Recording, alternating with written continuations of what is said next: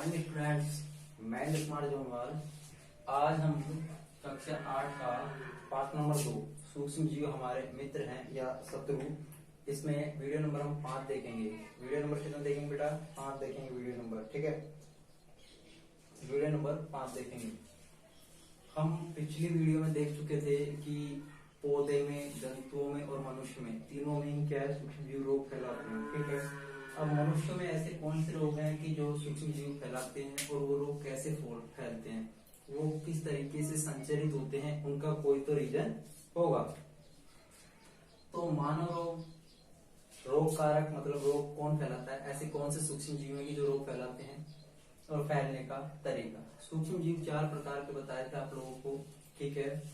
जीवाणु, प्रोटोजोआ, कवक और शैवाल, ठीक है। अब हमारे पास में मानव रोग, क्षय रोग। क्षय रोग को टीबी बोलते हैं। क्या बोलते हैं? टीबी। क्या बोलते हैं बेटा? टीबी। टीबी फैलती है जीवाणु के कारण। किसके कारण फैलती है? जीवाणु के कारण। और ये जो जीवाणु होता है ये हवा में रहता है। ये किस में रहता है? हवा में। मतलब हमको ऐसे व्यक्ति जो जिनको क्षय रोग हो रखा है, टीबी हो रखी है, तो खांसते हैं, छींकते हैं, ऐसी जगह पे नहीं जाना चाहिए, या उनको सलाह देनी चाहिए कि आप लोग क्या है, रुमाल रखो मुंह पे, ठीक है। दूसरा है हमारे पास में खसरा, जिसे मीजल्स बोलते हैं। मीजल्स ये किसके द्वारा होता है? विषाणु के कारण। किसके कारण होता है? विषाणु के कारण। फिर ये भी हवा में फैलता है। ये भी कहाँ पे फैलता है? हवा के द्वारा फैलता है, एक व्यक्ति से दूसरे व्यक्ति में। चिकन पॉक्स, जिसे छोटी माता कहते हैं। छोटी माता हमारे पास में ये डॉट लगा रखा है, जिसके नीचे डॉट लगा रखा है मतलब ऊपर वाला शब्द लिखा हुआ है। कौन सा शब्द लिखा हुआ है? ऊपर वाला। तो मतलब ये डॉट इसके नीचे लगे हुए मतलब ये विषाणु लिखे हैं, ठीक है। तो चिकन पॉक्स विषाणु के द्वारा फैलता है, और ये विषाणु इसको फैलाने का कार्य करता है, और ये वायु के द्वारा और किसी के डायरेक्ट कांटेक्ट में, सीधे संपर्क में है तो ये फैल जाता है, ठीक है। तो हमारे पास में ये जो मीजल्स होता है, सॉरी चिकन पॉक्स होता है, ये वायु के सीधे संपर्क में जीव विषाणु के द्वारा फैलता है। पोलियो, जिसमें हमारे हाथ पैर आड़े टेढ़े हो जाते हैं, पैर पतले पड़ जाते हैं, हाथ पतले पड़ जाते हैं, कार्य नहीं कर पाते प्रॉपर, शरीर के अंग विकार उत्पन्न हो जाते हैं, तो ये पोलियो भी किसके द्वारा फैलता है? विषाणु के कारण। किसके द्वारा फैलता है बेटा? विषाणु के कारण, ठीक है। और ये किसके द्वारा फैलता है? वायु और जल। मतलब ये विषाणु ज्यादातर वायु और जल के द्वारा एक स्थान से दूसरे स्थान तक या एक संक्रमित व्यक्ति से स्वस्थ व्यक्ति तक गति करता है। तो हमने यहाँ क्या कहते थे? वायु देखा, वायु, वायु और वायु। तो हमारे पास में यहाँ पे सिंपल सी बात है कि ऐसी जगह पे जहाँ पे वायु में वायरस घूम रहा है, किसमें घूम रहा है? हवा में वायरस घूम रहा है। तो ऐसी जगह पे काम क्या करना है हमको? मुंह पे रुमाल वगैरह रखना है। क्या करना है हमको? मुंह पे रुमाल वगैरह रखना है, या जो व्यक्ति रोगी है उससे डायरेक्ट अलग ही हो जाओ, उससे क्या हो जाओ? पूरे अलग हो जाओ, ठीक है। अब हम चलते हैं हैजा। हैजा किसके द्वारा फैलता है? जीवाणु के कारण। किसके द्वारा फैलता है? जीवाणु के कारण। और जो हैजा होता है जल और भोजन, ये जीवाणु है हैजे का, ये हमारे पास में जल और भोजन में रहता है। तो इसलिए हमको यहाँ पे पानी को उबाल कर पिए और भोजन को हम अच्छी तरीके से पका के खाएं, ठीक है। तो हैजा है ये जीवाणु के द्वारा फैलता है, और ये जीवाणु कहाँ रहता है? जल में और भोजन में।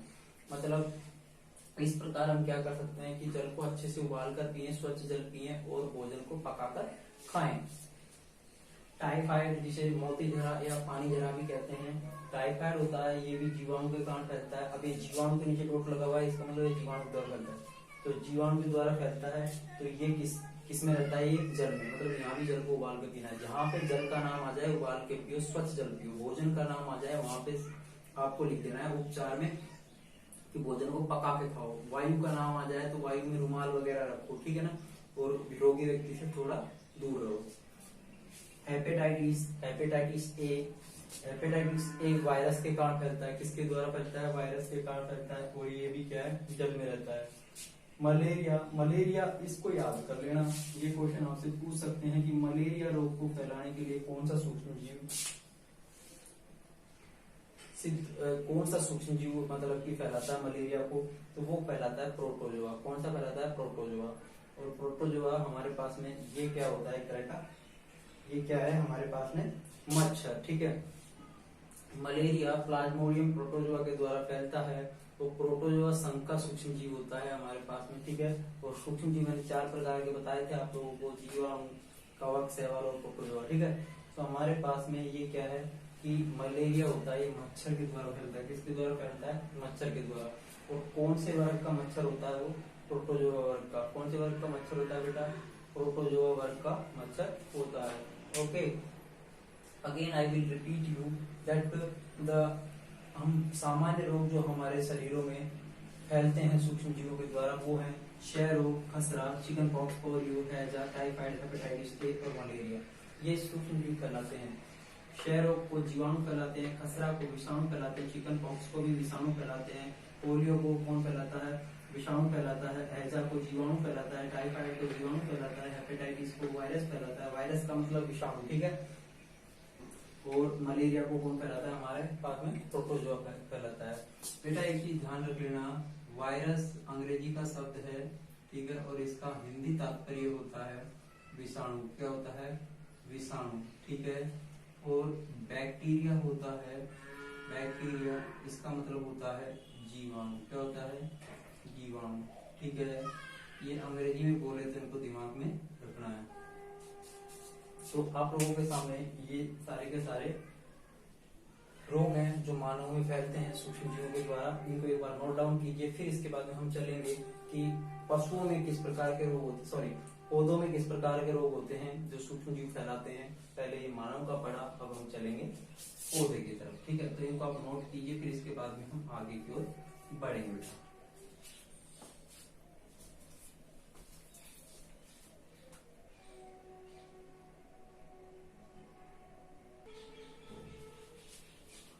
हाँ तो बेटा अब हमने मनुष्यों में रोग देख लिए कि मनुष्यों में कौन कौन से रोग होते हैं जो सूक्ष्म जीव फैलाते हैं। अब हम चलेंगे पादपों की ओर। किसकी ओर चलेंगे?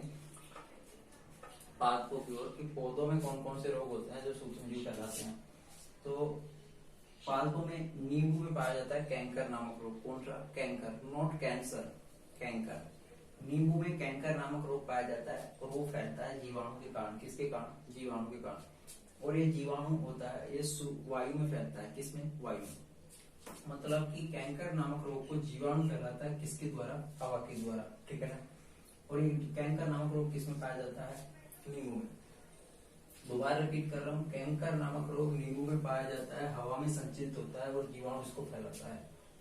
गेहूं में रस्ट, गेहूं में कौन सा रोग होता है? रस्ट, इसको फैलाता है कवक सूक्ष्म जीव। कौन सा सूक्ष्म जीव? कवक।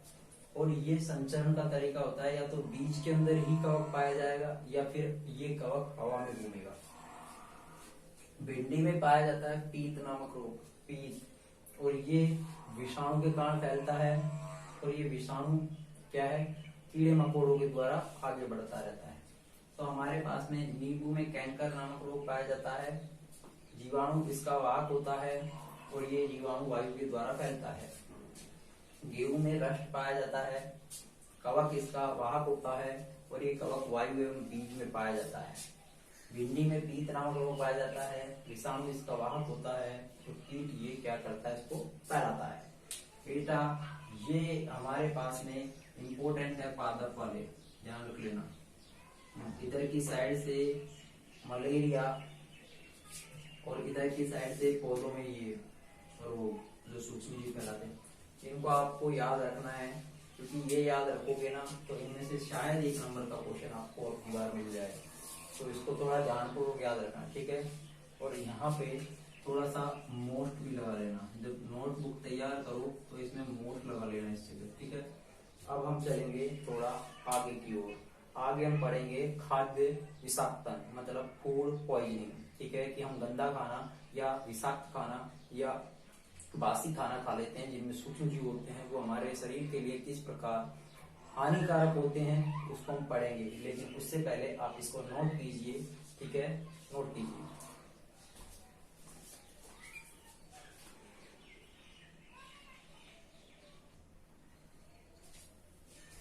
हाँ तो बेटा अब हम पढ़ेंगे फूड पॉइजनिंग, मतलब खाद्य विषाक्तन। इससे पहले बेटा मैं एक ही चीज कहूंगा आपसे कि जितना काम करा दिया जाता है उसको आप नोट डाउन कर लीजिए। कई बच्चों के अभी तक स्टार्ट भी नहीं किया है, इसलिए मैं पहले से ही क्लियर कर देता हूँ कि आप लोग प्लीज इस काम को पूरा रखिए।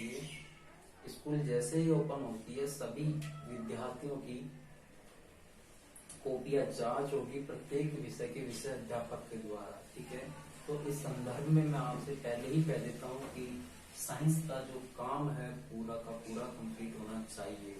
जहाँ तक मैंने पढ़ा दिया है मैं आपको पूरे के पूरे प्रश्नोत्तर देता हूँ, इसमें कोई दोहराया नहीं है। प्रश्न के साथ में उत्तर की पीडीएफ देता हूँ। ऐसे नहीं है कि मैंने केवल आपको लगवाए हैं, मैंने आपको क्वेश्चन के साथ में आंसर भी दिए हैं। इसके साथ में पूरी पीडीएफ मैंने लिख के और आपको बोर्ड पे समझाई है। ऐसा नहीं है कि मैं डायरेक्ट ऐसे बोलता रहता हूँ और लिखता हूँ, एक एक शब्द को लिखता हूँ। जहाँ मेरी कोशिश रहती है कि इसको समझ में आ जाएगा बच्चों के, वहां पे मैं इसको डायरेक्ट समझाता हूँ। लेकिन आप लोग करते क्या हो कि आपका काम भी कंप्लीट नहीं है। इस विषय में यदि काम कंप्लीट नहीं हुआ तो इसके जिम्मेदार आप ही होंगे, क्योंकि मैं मेरा काम प्रॉपर तरीके से करवा रहा हूँ। और जय कमेंट सेक्शन में जो क्वेश्चन पूछता हूँ कई बच्चे उनके डिक्टेशन आंसर भी नहीं दे पाते, तो इससे यह लगता है कि या तो वीडियो को उनको देखते नहीं है या वीडियो देखते हैं तो उन्हें समझ में नहीं आता। लेकिन मेरी कोशिश यही रहती है कि मैं 90% उनके क्लियर कराता हूँ। तो प्लीज आप वीडियो को वॉच कीजिए, रेगुलर वॉच करने से आपको अच्छे से समझ में आएगा। वीडियो के नंबर वाइज मैंने डाल रखे हैं, सीरियल नंबर के 1 2 3 4 5 6 7 जो भी हैं, तो आप देखिए। बेटा सब चीजों को पीछे छोड़ते हुए हम देखेंगे खाद्य विषाक्तता मतलब फूड पॉइजनिंग। बेटा होता क्या है फूड पॉइजनिंग, वो देखो। हमारे पास में हम करते क्या है कि कई बार हम सड़ा हुआ खाना खा लेते हैं, गंदा खाना खा लेते हैं जिसमें सूक्ष्म जीव उत्पन्न होते हैं। ठीक है, तो सूक्ष्म जीवों से उत्पन्न जो खाना होता है उसको खाने से हमारे क्या होता है, शरीर में विष मतलब जहर बन जाता है। क्या बन जाता है, जहर, जिससे हमारा शरीर उल्टी प्रतिक्रियाएं करने लग जाता है। क्या करने लग जाता है, उल्टी प्रतिक्रियाएं। जैसे हमको कई बार मिचली आती है, उल्टी होती है, हमारे शरीर में बहुत सारे रोग पैदा हो जाते हैं। कई बार तो ये कंडीशन होती है कि आप लोगों ने सुना होगा कि मिड डे मील के तहत कहीं पे भोजन आया स्कूल में और उन्होंने उस खाने को खा लिया, तो वो खाना खाने से बच्चों की मौत हो गई। तो खाद्य जो हमारे पास में विषाक्तता होता है मतलब फूड पॉइजनिंग होता है, इससे बच्चे की मौत भी हो सकती है। और बच्चे की ही नहीं, इसमें वयस्क और वृद्धों की भी क्या होती है, मौत हो सकती है। अर्थात रोगी की या व्यक्ति की इसमें क्या हो सकती है, मौत हो सकती है। इसमें क्या होता है कि खाने के ऊपर सूक्ष्म जीव पैदा हो जाते हैं और उन सूक्ष्म जीवों को हम क्या करते हैं, खाने के साथ में खा जाते हैं। तो अब देखो आगे, सूक्ष्म जीवों द्वारा संदूषित भोजन करने से क्या होता है, खाद्य विषाक्तता मतलब क्या है, सूक्ष्म जीवों द्वारा संदूषित मतलब भोजन को गंदा करने से, भोजन के अंदर गंदगियां फैलाने से, भोजन के अंदर और सूक्ष्म जीवों को उत्पन्न करने से क्या होता है, भोजन विषाक्त हो जाता है मतलब जहरीला हो जाता है। एक तरह से ये दिमाग में रख के चलो कि जितने दिन उसके अंदर सूक्ष्म जीव पनपते जाएंगे, जितने दिन खाना रहता जाएगा, जितने हम उस खाने को नहीं खाएंगे, अच्छे स्थान पर नहीं रखेंगे, तो वो खाना क्या है, विष के रूप में, जहर के रूप में बदलता जाएगा बेटा। और जहर के रूप में जैसे बदलेगा तो क्या है, उसके अंदर विष पैदा हो जाएगा, क्या हमारे शरीर को रोग फैलाएगा। हमारे भोजन में उत्पन्न होने वाले सूक्ष्म जीव क्या करते हैं, हमारे भोजन में क्या करते हैं, ये जो सूक्ष्म जीव उत्पन्न होते हैं जहर उत्पन्न करते हैं, विषैले पदार्थ उत्पन्न कर देते हैं, विषैले पदार्थ उत्पन्न करते हैं। जिससे क्या होता है बेटा, विषैले पदार्थ हमारे शरीर के अंदर क्रिया की प्रतिक्रिया मतलब उल्टी प्रतिक्रियाएं दिखाते हैं। ठीक है, जैसे उल्टियां आ गई, मितली आ रही है, हैजा हो गया, कई बार सर दर्द हो रहा है, बुखार के टाइप, ये सब चीजें इनमें क्या है, खाने को खराब करके खाने से होती है। ये सूक्ष्म जीव भोजन को विषाक्त बना देते हैं मतलब जहरीला बना देते हैं, जिसको खाने से गंभीर रोग हो सकते हैं और इसमें मौत भी हो सकती है। ठीक है, तो सिंपल सी बात है, जब अपने को कहते हैं, अपन लोग क्या करते हैं कि जब कोई खाना होता है उसको गर्मी में क्यों नहीं रखते अपन लोग, गर्मी में रखा हुआ खाना सब्जियां वगैरह उफन जाती नहीं, उफनती खराब हो जाती है ना। तो उसका एक ही रीजन है कि उसके अंदर क्या हो गए, सूक्ष्म जीव उत्पन्न हो गए। और वो सूक्ष्म जीव कुछ सूक्ष्म जीव ऐसे होते हैं कि जो करते क्या है, खाने को विषाक्त बना देते हैं, जहरीला बना देते हैं, जिससे रोग पे रोग उत्पन्न होते हैं। तो इसलिए जैसे अपने मम्मी वगैरह पापा वगैरह घर वाले कहते हैं कि इसको फ्रिज में रख दो टाइम से, इसको फ्रिज में रख के खाओ, ठीक है, इसको अच्छी और खुली हवा में रखो, तो वैसा करना चाहिए, जिससे क्या होता है कि अपने को खाना एकदम शुद्ध बना रहता है और हम खाते हैं तो खराब नहीं लगता हमको। अब क्या होता है कि हम लोग ज्यादा दिन रख देते हैं तो उसके अंदर से गंध आने लग जाती है। क्या आती है बेटा? गंध आती है, बदबू मतलब, ठीक है, गंध आती है, उसका स्वाद खराब हो जाता है। क्या हो जाता है? स्वाद खराब हो जाता है। होता है कि नहीं होता? ये बात। अब करें क्या हम इसका? तो इसका एक इलाज है, खाद्य परिरक्षण। मतलब खाने को ढंग की जगह से सुरक्षित रखो। परिरक्षण का मतलब चारों ओर से रक्षण मानी सुरक्षा, मतलब उस खाने को ऐसी सुरक्षा प्रदान करो कि वो खराब हो ही नहीं। ठीक है, तो पहली बात तो खाद्य परिरक्षण का मतलब क्या होगा बेटा? खाद्य परिरक्षण का मतलब है कि जैसे आपने ब्रेड की रोटी देखी, ब्रेड देखा होगा, ब्रेड उसको खुले में पटकते हरी हरी सी उसके ऊपर कवर चढ़ जाता है। ठीक है, कवर का क्या हो जाता है? फफूंदी लग जाती है। अचार देखा होगा, अचार में फफूंदी आ जाती है। तो ये सबको बचाने के लिए हम खाद्य मतलब खाने का क्या करेंगे? सुरक्षा करेंगे। ठीक है, जिससे जैसे आम वगैरह लेके आते हो आप, सेब वगैरह लेके आते हो, ज्यादा दिन हो जाते हैं तो उनका खराब, तो स्वाद भी खराब हो जाता है, गंद भी आने लग जाती है और उनको क्या है, लाभदायक नहीं रहते। ठीक है ना, तो इन सब के लिए हमको जिस तरीके से हमारे पास में सुविधा हो उसी तरीके से इनका परिरक्षण मतलब इनकी सुरक्षा करनी चाहिए। जैसे हमारे पास फ्रीज हो गया, खुली हवा हो गई, ठीक है, इनमें रखना चाहिए। अब आप कहोगे सर ब्रेड को खुली हवा, नहीं बेटा, ब्रेड को खुली हवा नहीं चाहिए। पॉलिथीन को पैक करो, रबड़ लगाओ, जितना खाया उसके बाद में उसको फ्रिज में रख दो, जिससे क्या है कि ब्रेड के ऊपर लिखा रहता है कितने टेम्परेचर पर ये सही रहेगा। इससे ज्यादा या कम टेम्परेचर हो गया तो ये हमारे पास में गलत कार्य करने लग जाएगा, अर्थात इसमें फफूंदियां आ जाएंगी बेटा। अब ये सब उतारो, खाद्य परिरक्षण का मतलब समझ में आ गया कि खाने की सुरक्षा बेटा। ठीक है, अब खाने की सुरक्षा किस तरीके से कर सकते हैं वो हम आगे पढ़ाएंगे, पहले इसको।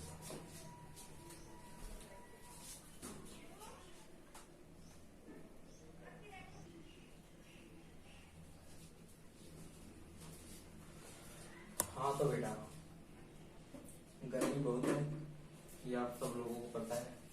गर्मी में लगातार पानी पियो, नहीं हैजा हो जाएगा, पता चले सूक्ष्म जीव आ जाए।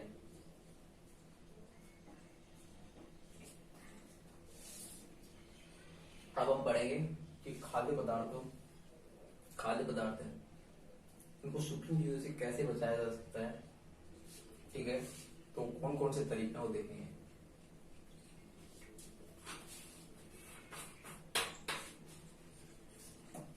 तो देखो कि खाद्य पदार्थों को सूक्ष्म जीवों से कैसे बचाया जा सकता है, वो देखो कि हमारे खाद्य पदार्थ हैं उनको सूक्ष्म जीव खराब कर रहे हैं, तो कौन कौन से तरीके हैं जिनसे हम बचा सकते हैं।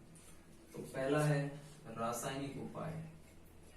ये रासायनिक उपाय द्वारा भी हम क्या कर सकते हैं, सूक्ष्म जीवों से खाने को बचा सकते हैं। दूसरा है नमक के द्वारा, तीसरा चीनी के द्वारा, तेल और सिरके के द्वारा बचा सकते हैं।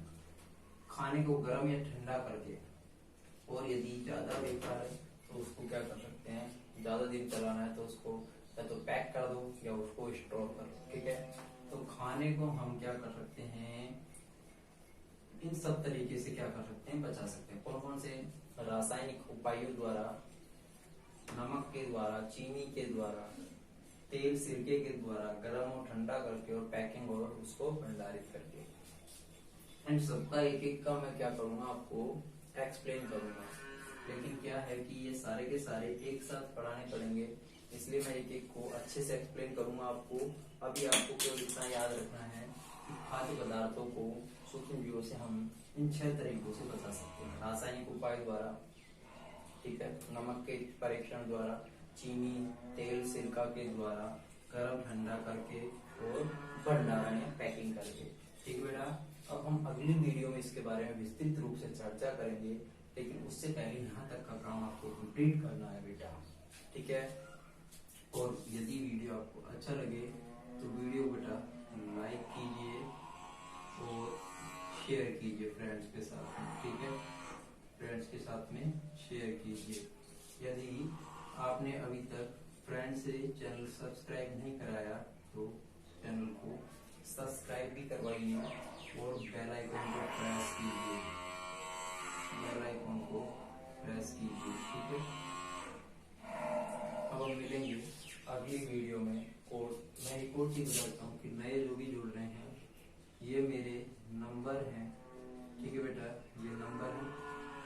किसी को कोई प्रॉब्लम हो तो आप लोग यहाँ पे मैसेज और कॉल कर सकते हो। मैसेज और कॉल का आपको रिप्लाई मिलेगा, ठीक है, मैसेज और कॉल, ठीक है। यदि होम ट्यूशन की रिक्वायरमेंट है तो होम ट्यूशन के लिए भी आप लोग बता सकते हो कि 5 बच्चे एक साथ इकट्ठे हो जाना और उसके अकॉर्डिंग आपको मैं ट्यूशन करा दूंगा, ठीक है बेटा। यदि फीस अपनी 10th क्लास की 600 रुपये है, ठीक है, और 8th क्लास की हमारे पास 500 रुपये, ये पर मंथ फीस है, ये पर मंथ फीस है, ठीक है बेटा। ये आप लोग थोड़ा सा ध्यान दीजिए। आप लोगों को मैंने ये आपकी सलाह के लिए है, और यदि आपको कोई भी जरूरत हो, ठीक है बेटा। अगले वीडियो में मिलेंगे, तब तक के लिए